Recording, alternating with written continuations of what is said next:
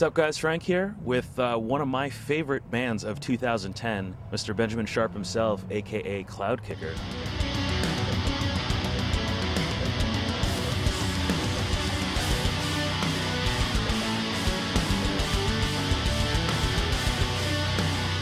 Cloudkicker is kind of like a DIY to the max band. Absolutely. And, you know, I mean, like, as far as, like, you record it, you write it yourself, you've done some of the artwork, distribution, everything on your own. Yeah. It's such, like, a DIY grand scheme of things. Is there, like, an anti-establishment, anti-label message behind it all? Or? Well, there's not really a message like that. It's more... It's like, it's so DIY just because that's the easiest thing to do. Like, I've been in bands with other people before, and I just really like doing stuff on my own. Like, I relying on myself to get everything done has proven to be way more effective than relying on other people. So if anything, it's just a testament to how truly lazy I am, you know, that I don't want to involve anyone else, and you know, just that because of how easy it is. And it's like Cloudkicker is so easy, you know. I don't really want that aspect of it to change. Some time ago, you wound up moving from LA. Yeah. You now live in Ohio. Yeah. And at one point, you were trying to do, like, the whole, you know, live band thing. That's how it started, actually. Okay. I made this one song. It's like a 15-minute song, and people were like, "Well, you should turn it into a band." So it became a band, and there's like, well, if it's a band, I got to write other songs too. And then, you know, in the midst of writing those other songs, you know, I had written like 2 or 3 when I moved, and the band went away. But then I discovered Superior Drummer, and it that was like the last thing, the last key that I needed to just doing it totally independently. It was drums that didn't sound terrible. Right. Kind of figured that, like, once you moved, I guess you had, like, less of an interest, I guess, in doing music as a full-time gig, right? I thought about it a lot when I was like 16 and 17, like a lot of people that are in bands. Right. Like, that's like a prime age for, you know, your naivety is like at its peak. Like, right. You know, this is totally doable. You know, like I can be in a band for a living, but lots of people find out that doesn't work. But was there anything in particular that kind of, like, shunned you away from trying to do it as a full-time job, or? I just discovered how unfeasible it is. It was more like the realism aspect of it, and you know, and I don't have the I don't like touring, right. And I don't have the willpower to put in as much time as would be needed to be successful enough to make a living off of it. Being gone 4 and 5 days at a time is good enough for me. Right. Any more than that, you know, I'm just not a touring person. I'm just not the kind of personality that really revels in touring like some people I know.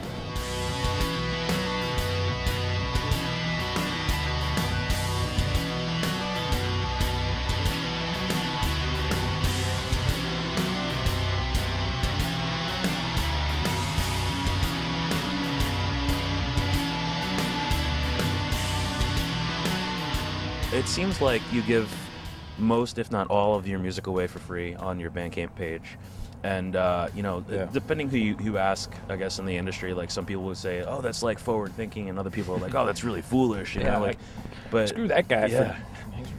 But as a band or a person who's, you know, made a name for yourself primarily and almost entirely on the web, like, how do you feel about, like, the way music's constructed and sold and everything like that on the web? Well, it's different for me because, again, I'm not trying to make a living from this, and there are people that are trying to make a living from it, so they have to release everything, you know, they have to get paid for it because that's what they're trying to do. So for me, it's different, and I can only really speak to myself. But the paying for it thing was an afterthought. You know, the whole reason I'm doing this is just because I like making music, and so, you know, I mean, would you consider it more of like a hobby, or is it? It's definitely a hobby. I mean, it's a hobby in that I don't expect anything out of it. You know, I just do it because I like doing it.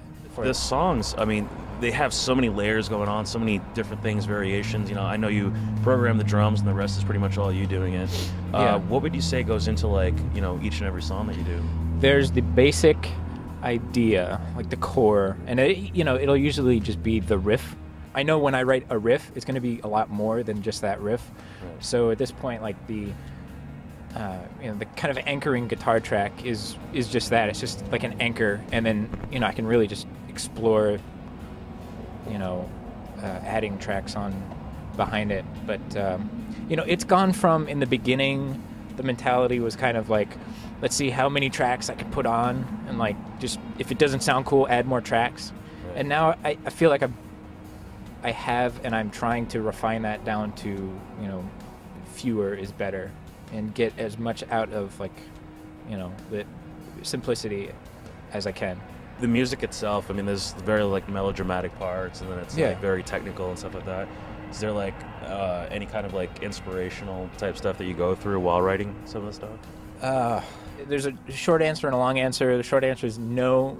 Like most of the time, no. But on Beacons, the thing that I really enjoyed about that, and the thing that I feel sets it apart from the stuff before, as proud as I am of that, and as fun as it was to make that, I really tried to be to put like more of myself in the music in Beacons. So I had a few ideas, and I really liked like the first couple songs I made, and they felt different, like there was more of a feeling to them, as opposed to just like, how crazy can I make this, or how intricate, how often can I change the time signature, which of course all those things are still there. Right. Just they kind of they're in the background now.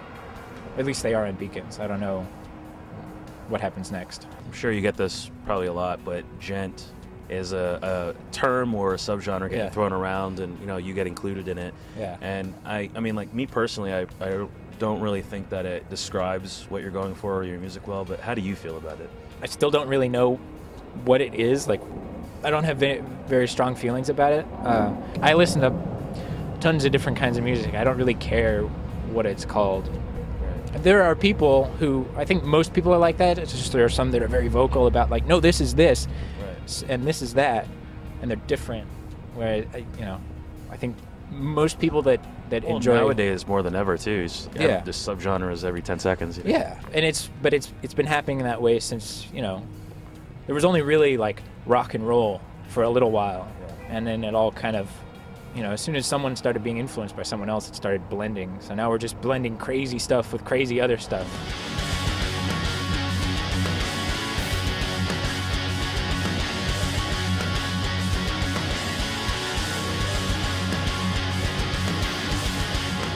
I understand that you're not really interested in doing this as a full-time job or getting a band together or anything like that, but have you thought about doing, like you live on stage with tracks and stuff like that? I don't think that would be very fun. Like if I could get just like a band together in Columbus and like on my days off, get a show every now and then, that would be fine for me. Like I don't have huge aspirations, so I'm not like totally closed off to the idea. It's like I'm not being weird about it. It's not feasible, to tour. Just because of how much time it would take, but I would totally be down. Like it would be a lot of fun to play it live. Last but not least, you put out not one but 2 recordings in 2010, and the first one, I'd like to know how you pronounce it, or what you would call it at least, because I feel like an idiot talking to my friends about it. I don't really call it anything. Someone sent me an email recently and addressed it as 1549, which is 15 minutes and 49 minutes. Okay. 15 minutes and 49 seconds long. That's fine by me if you want to call it that, but I was so tired of coming up with song names, and it was like very short. That was like, I had those 3 songs, and I had already, like at the time that I put it out, I had already started writing music for Beacons, and they were like nothing like the stuff that was coming out. So I was like, well, I'll just put out these 3 things just on their own. So, it was kind of like not really important what they were called. Right. But to answer your question, I don't really know. Well, dude, thanks a lot for taking some time on hanging out with us. Yeah, absolutely. And if you haven't checked out Beacons yet, seriously, top 5 of 2010 in my book. So it's very kind.